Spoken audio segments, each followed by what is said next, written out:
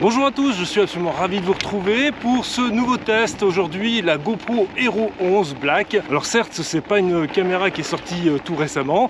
J'ai pris le temps de l'utiliser, de bien vérifier les réglages afin de vous proposer une aide concrète, précise et surtout illustrée. J'ai horreur des tests où il n'y a pas la moindre image d'illustration. Je veux vous montrer la réalité sur le terrain et c'est maintenant que ça se passe. Allez, c'est parti!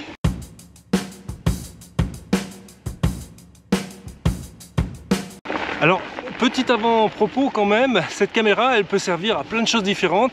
C'est avant tout, bien sûr, une caméra d'action. Donc, je vais vous montrer en particulier en VTT comment l'utiliser et surtout quel réglage adopter. Il y a beaucoup de fréquences d'image différentes, de réglages de colorimétrie, de débit, de netteté. Bref, on va faire le tour très rapidement mais précisément de tous ces réglages. Mais j'ai voulu aussi rajouter quelques exemples de vlogs parce que on parle beaucoup de vlogs en ce moment. Il y a beaucoup de créateurs qui utilisent des caméras plus ou moins sophistiquées, plus ou moins chères. J'ai même été surpris par exemple par l'annonce de Sony sur la ZV-E1 où on atteint quand même des prix relativement importants pour une caméra qui a priori se destine aux créateurs de contenu, aux vlogueurs.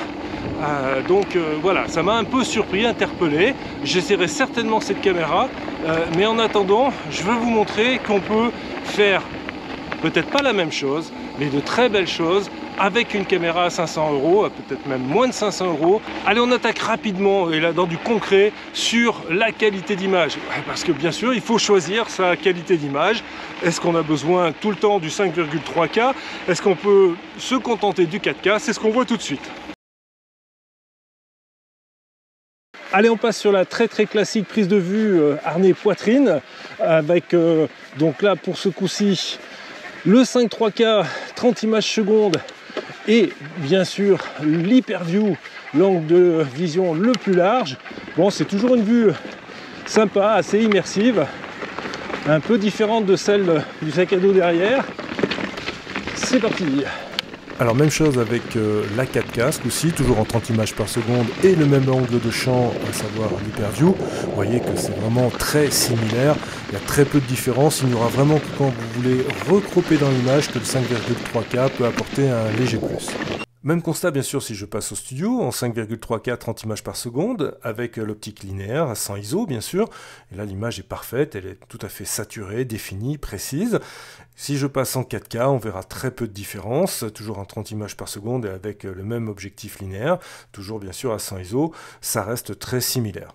Petit point à noter quand même, si vous passez en 4K 120 images par seconde ou encore pire en 2,7 240 images par seconde, vous aurez une petite dégradation d'image. C'est tout à fait exploitable, surtout pour du ralenti, mais il faut savoir c'est un peu moins bon que du 5,3 ou du 4K. Alors voilà ce que ça donne dans la vraie vie, le 2,7K 120 images par seconde ralenti 4 fois, vous voyez que là quand même l'image est un petit peu moins bonne, utilisable sur les réseaux sociaux mais pas en grand écran, alors que le 4K 120 images par seconde ralenti 4 fois, lui il reste vraiment très acceptable.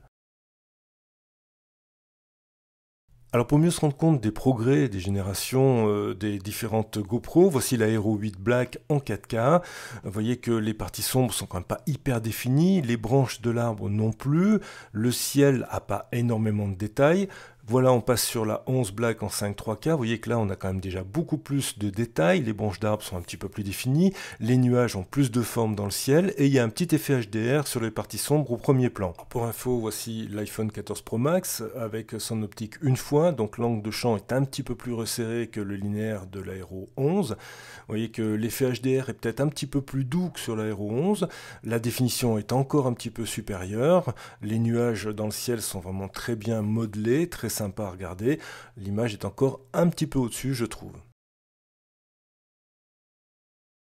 Allez, on commence notre analyse avec le 24 images secondes en 5,3K à 100 ISO. C'est ça qui est important. Là, j'ai bloqué la sensibilité à 100 ISO. 200 ISO, c'est encore très raisonnable, l'image est vraiment de très belle facture. On a déjà une toute petite détérioration, mais je vais dire que c'est encore tout à fait acceptable. Ça permet parfois de gagner un petit peu en vitesse d'obturation. 400 ISO, il y a déjà une première marche. On voit déjà que l'image se dégrade un petit peu. On a un peu plus de fourmillement dans les parties sombres et un petit peu moins de définition sur les parties un peu plus claires. C'est pour moi la dernière limite quand on veut vraiment une image de très haute qualité. On a à 800 ISO une dégradation assez nette de l'image, une définition un petit peu moins bonne. Ce sont les limites de toute façon des action cam, des petites caméras avec des capteurs qui sont quand même pas très grands. 1600 ISO, c'est pas utilisable en tant que tel. On peut faire des souvenirs, ramener ça pour sa famille, mais pas d'utilisation pro, ou même je dirais sur un média comme un réseau social ou même YouTube, on va avoir déjà une image qui est fortement dégradée. On va voir que les sensibilités suivantes, c'est encore pire. 3200 ISO, on voit que la qualité est quand même bien moindre. Une fois de plus, ça dépend de l'objectif que l'on souhaite atteindre et surtout quelle est l'utilisation qu'on va faire de ces images. Quand on a une utilisation plus familiale, on peut éventuellement accepter, même si je trouve que là, on a vraiment une dégradation très très forte. Dans toute autre utilisation, ça me paraît tout à fait proscrit et on va voir qu'à 6004, c'est encore pire. Voilà pour le 6400 ISO, là c'est du sauvetage et c'est vraiment une sensibilité que je ne vous recommande en aucun cas.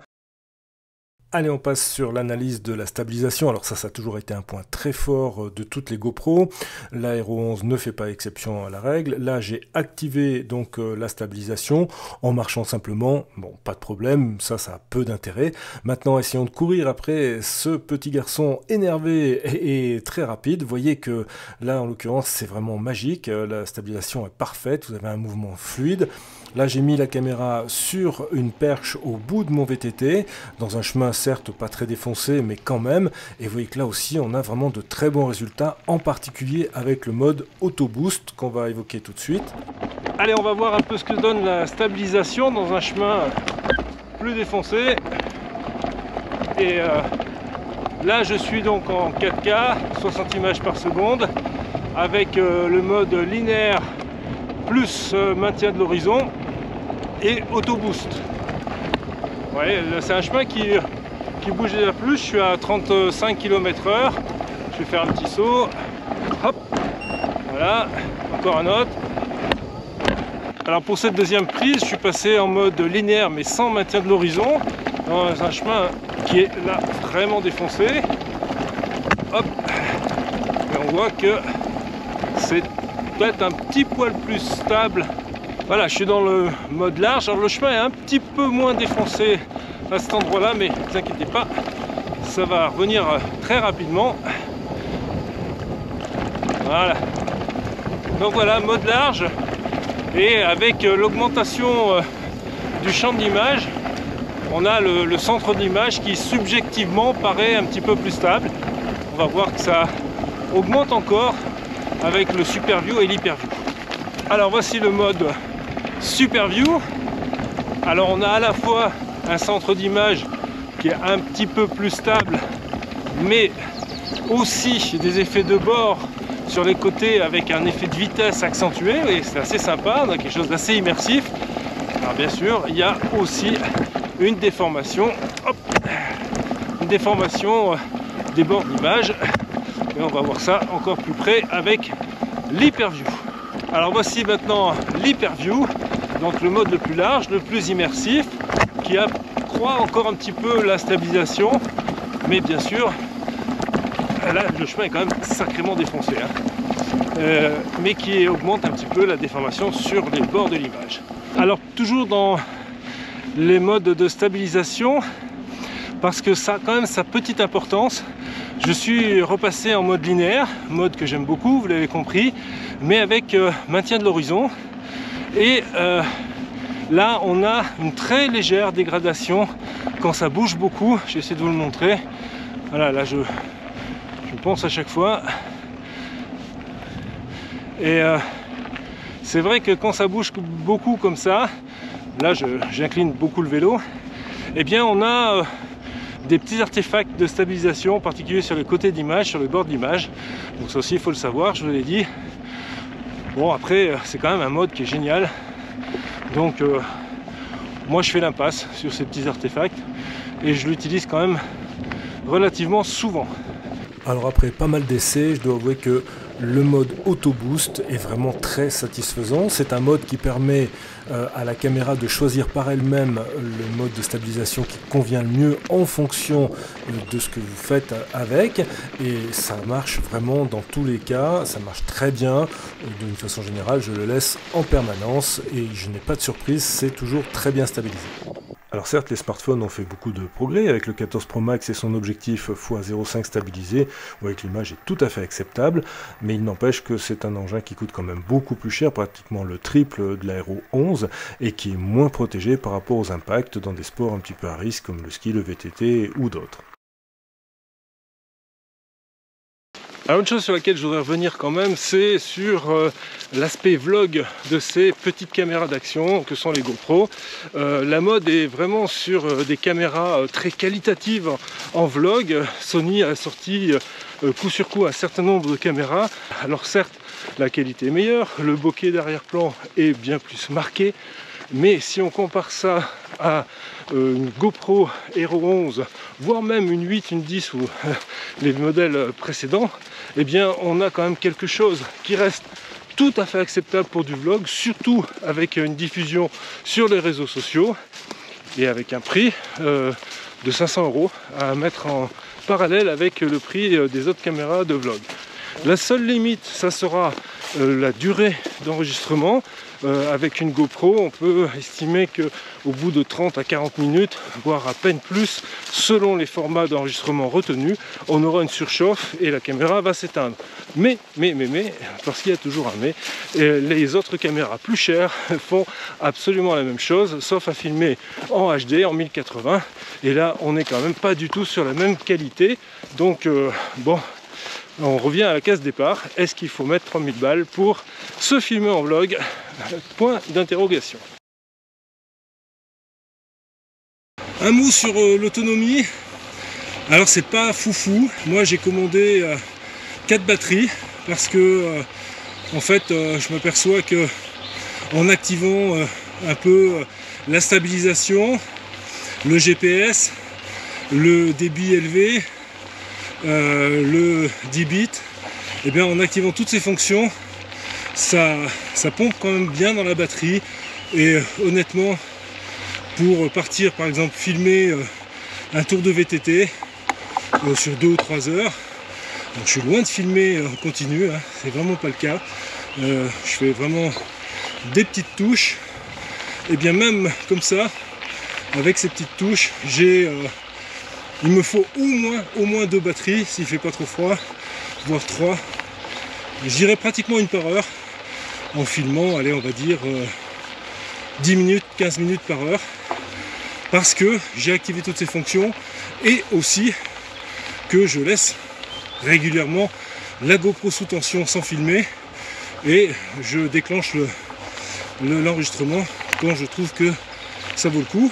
Donc voilà, avec cette façon de faire, sachez qu'il vous faudra au minimum de batterie, voire un petit peu plus. Alors au final, oui, je me sers relativement fréquemment de cette GoPro. Quand j'ai pas mon téléphone ou que je ne souhaite pas, et ça arrive quand même relativement souvent en sport, quand je ne souhaite pas mettre en péril un iPhone à plus de 1500 balles, bien j'utilise la GoPro qui d'abord coûte moins cher et surtout qui est prévue pour supporter un certain nombre de chocs. Voilà les amis, j'espère que cette vidéo vous aura apporté quelques précisions intéressantes et utiles. Si vous avez d'autres questions, n'hésitez pas dans les commentaires. Je pourrai aussi abonder éventuellement par d'autres images si nécessaire. Et puis je vous dis à très vite. Bien sûr, tout un tas d'autres choses qui vont arriver sur la chaîne. Je vais reprendre un peu mes essais à la fois du monde de l'image. Il y a des nouveautés qui sont attendues. On parle du Nikon Z8, on parle du DJI Mavic 3 Pro. Bref, il y a plein de choses sympas et puis peut-être aussi d'autres nouveautés.